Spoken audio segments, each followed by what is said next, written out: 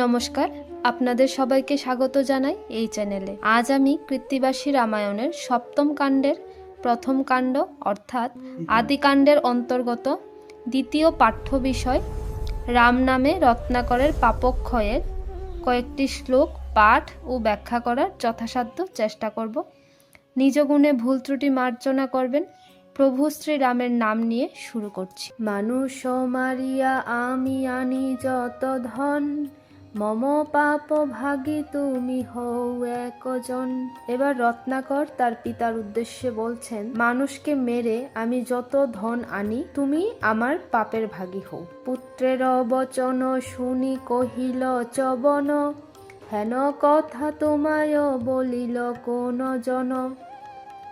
এবার পুত্র মানে রত্নাকরের কথা শুনে তার পিতা চবনমুনি বলছেন, এ কথা তোমায় কে বলল? কোন শাস্ত্রে শুনিয়াছ কে কহে তোমারে, পুত্রকৃত পাপ ভাগ লাগিবে পিতারে। চবনমুনি বলছেন, তুমি কোন শাস্ত্রে শুনেছ?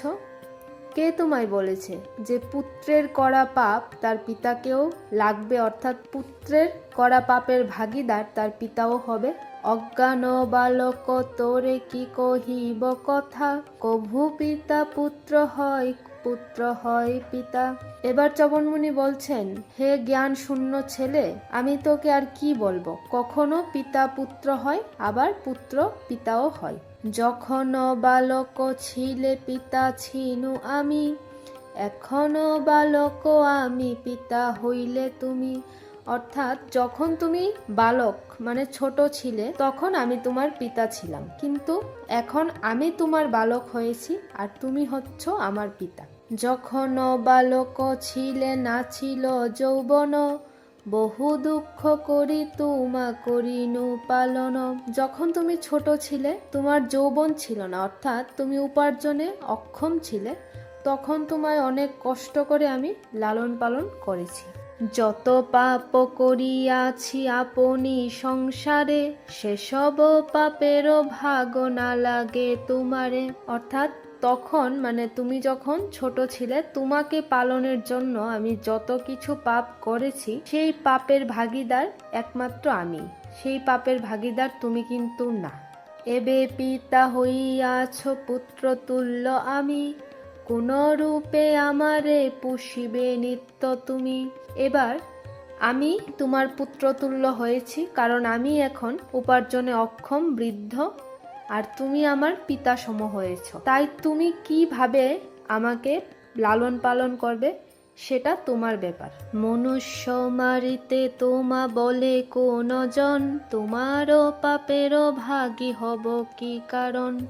মানে তোমাকে কে বলেছে মানুষ মারতে? তোমার পাপের ভাগী আমি কেন হব? এক কথায় চবনমুনি স্পষ্ট ভাষায় বলে দিয়েছেন যে এখন তুমি আমাকে কিভাবে খাওয়াবে সেটা তোমার ব্যাপার, তাই তুমি পাপ করো আর যাই করো তার ভাগীদার কিন্তু আমি হব না।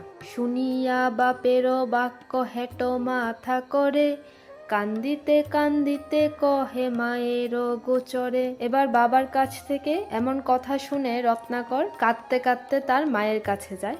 সত্য করি আমারে গো কহিবে জননী, আমারও পাপেরও ভাগী নহে কি আপনি।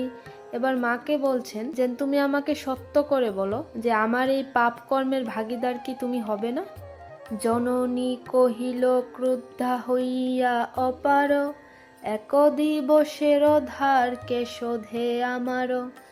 এবার রত্নাকরের জননী তার উদ্দেশ্যে রাগান্বিত হয়ে বলছেন, একদিনের আমি তোমাকে লালন পালন করতে গিয়ে যে কষ্ট করেছি, সেই কষ্টের একদিনের ধার কি তুমি শোধ করতে পারবে?